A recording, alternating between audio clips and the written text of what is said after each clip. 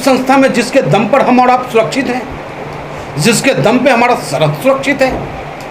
आपको छेड़छाड़ करना ही है तो किसी और विभाग में कर लेते। अरे भाई, वहाँ तो वो बेटा जाता है जो देश के लिए बलिदान देना चाहता है, उस जगह पे वो जाता है। आप अपने बेटा को भेज के देखो ना, जाएगा आपका बेटा? है किसी नेता का बेटा सरहद पे? सरहद पे अगर जाता है तो किसान का बेटा जाता है। किसान धरती का बंजर सीना चीरकर अनाज उपजा करके हमारा और आपका पेट पालन करने का काम करता है, और उसका बेटा सरहदों की सुरक्षा करता है। आप उससे ही छेड़छाड़ करना शुरू कर दिया। हाँ, मानना पड़ेगा प्रधानमंत्री जी आपको। लड़का जब दूसरा चुनाव आया, जैसे ही कहा कि राफेल का मुद्दा उठा तो कहा मैं चौकीदार हूँ, चौकीदार बना दिया आपने। वाकई आप सभी पढ़े लिखों को चौकीदार बनाने की ओर अग्रसर हो रहे हो, जो देश हित में नहीं है। और देश की सुरक्षा और असीमता से खिलवाड़ करना बंद कर दें आप। ये सही नहीं है, आपका यह निर्णय गलत है। अगर आपको सुख सुविधा में कटौती, आपकी अर्थव्यवस्था इतनी कमज़ोर हो रही है। आज का रिपोर्ट है कि 6ठे नंबर पे हम आ गए, 5वें नंबर से घस के 1 नंबर और नीचे आ गए। अगर आपको कटौती करनी है, अपने सांसदों के सुविधा में कटौती करें, अपने सांसद विधायकों की सब्सिडी में कटौती करें, जो सुख सुविधा प्राप्त कर रहे हैं उसमें कटौती करें। अरे जिनके दम पर आप और हम सुरक्षित हैं, उनकी सुविधाओं में क्यों कटौती? लेकिन सर, सरकार के नुमाइंदे कह रहे हैं कि इस स्कीम से सेना जवान हो जाएगी, नए युवक आएंगे। देखो, सरकार के विरोध में बोलने की ताकत है किसमें? इस हिंदुस्तान में अगर विपक्ष में किसी नेता में दम है तो वो सिर्फ बैरिस्टर असदुद्दीन ओवैसी और ऑल इंडिया मजलिस इत्तेहादुल मुस्लिमीन के कार्यकर्ताओं में। इसकी वजह है कि जितने भी विपक्ष में बैठे नेता हैं, सबका तोता पकड़ रखा है इन्होंने, सबकी चाबी पकड़ रखी है, और उस चाबी की वजह से विपक्ष चाह के भी नहीं बोल पा रहा है।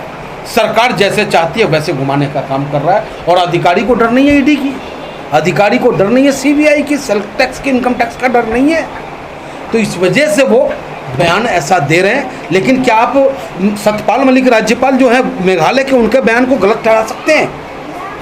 इतने सुलझे हुए आदमी, पढ़े लिखे आदमी और गवर्नर के पद पर बैठा हुआ व्यक्ति जब कह रहा है कि सरकार का ये निर्णय गलत है अग्निपथ, तो उन्हें वापस लेना चाहिए। कम उम्र में नौकरी मिलेगी। आप हर चीज को पैसे से तोलने की तो बात ही ना करें। देश की सुरक्षा और असीमता की बात है, सरहदों की सुरक्षा की बात है। 4 साल में 6 महीना तो उनका ट्रेनिंग में निकल जाता है।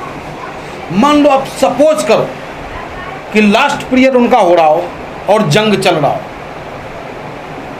किस पसोपेश में होगा वो मेरा देश का रक्षक? आप खुद सोचो, किस पसोपेश में होगा कि कुर्बानी दूं या लूं या बचूं या बचाऊं? तो क्या ये योग्य नहीं रहेंगे सेना में?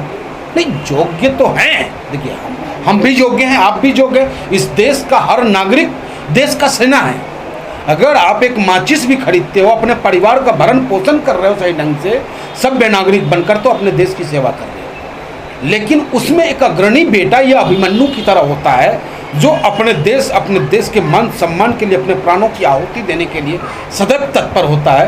तो मेरा ये मानना है कि इन योद्धाओं के सुविधाओं में कहीं कोई कटौती नहीं होनी चाहिए। लेकिन जो सरकार के जो सेना अधिकारी हैं वो कह रहे हैं कि ये स्कीम बढ़िया है और ये वापस नहीं होगी कि किसी भी कीमत पर।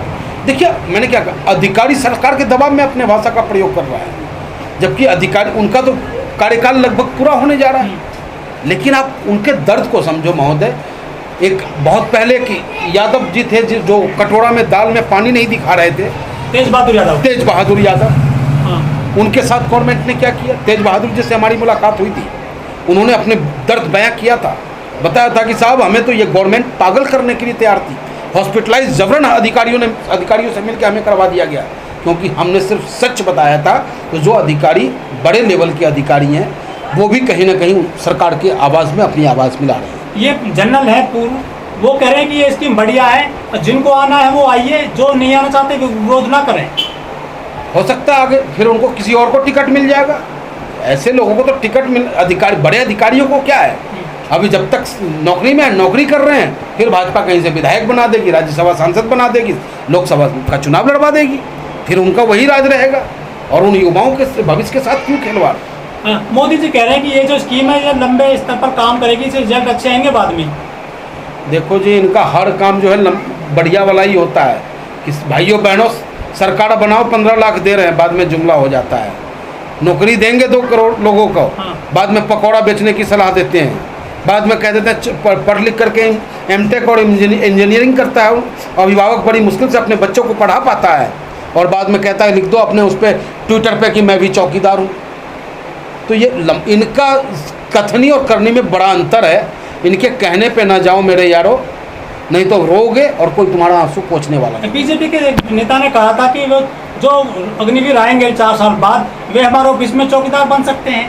अब बताओ, अडानी और अंबानी की चौकीदारी करेंगे, ये पूंजीपतियों की चौकीदारी करेंगे। मैंने पहले भी कहा था आपसे कि जिस देश का सरकार पूंजीपतियों की गोद में बैठता है, हमेशा वहाँ के गरीब, मजदूर, किसान, दलित, अल्पसंख्यक और मेहनत कशों के साथ जुल्म होता है, और वही होने जा रहा है।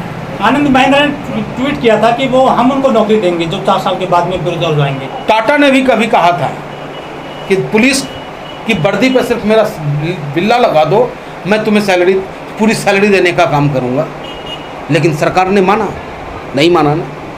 तो भैया पूंजीपति की सेवा करो आप, हमें अर्थव्यवस्था की भी आवश्यकता है, लेकिन इतनी नहीं कि हम पूंजीपति के गुलाम हो जाए, हमारा हिंदुस्तानी पूंजीपतियों का गुलाम हो जाए, रोटी खाने के लिए हम मोहताज हो जाएं। किसानों ने जो आंदोलन किया था 3 बिल काला कानून के ऊपर, क्या था वो? कल तक उसी किसान को ये गलत और देश का गद्दार बताने का काम कर रहे थे, फिर ऐसी क्या बाध्यता आ गई कि फिर किसान को देश का किसान और अन्नदाता मानने लगे? तो इनकी तपस्या, कमी होगी इनकी तपस्या में, और दंड भुगतेगा पूरा हिंदुस्तान। ये कहाँ का नियम है भाई? जो करे वो भरे, खाएगा कहते हैं खाएगा राम तो देगा हनुमान, ऐसा नहीं है। जो जैसा खाएगा वैसा वो करेगा। लेकिन देश की जो मेन स्ट्रीम मीडिया है वो तो काफ़ी मेहनत करी है इसको बढ़िया बताने में। मीडिया तो सरकार के खिलाफ एक शब्द बोल ही नहीं सकता।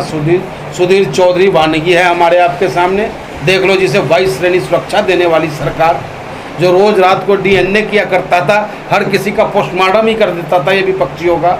एक छोटा सा सच बोला इसने कि भैया आसाम की जनता रोटी को मोहताज हो रहा है, उसके छत पे बारिश से वो परेशान है, छत नहीं है सर के नीचे, और वहाँ विधायकों पे, एक विधायक पे कई करोड़ रुपया पर डे खर्च हो रहा था, क्योंकि पूरा उस होटल में मात्र 40 विधायक और पूरा होटल बुक था। उस होटल में ना कोई जा सकता था ना कोई आ सकता था। ये खर्चा कौन बैन कर रहा था? आसाम सरकार ही तो बैन कर रहा था। तो ये सच बोलने की सजा मिली है सुधीर चौधरी? बिल्कुल, उस सुधीर चौधरी को ही नहीं, मैं आपसे के माध्यम से अपील करता हूं अपने देश के कलमकारों से, कैमराकारों से, बुद्धिजीवियों से, कि पुलिस के डर से, सरकार की तानाशाही से दबकर अपने कलम की धार को कमज़ोर मत करो आप। अगर आपके अंदर जज्बा है तो देश के लिए उस जज्बा को सड़कों पे उतारो और ऐसी तानाशाह सरकार के खिलाफ संघर्ष करने के लिए आगे निकलो।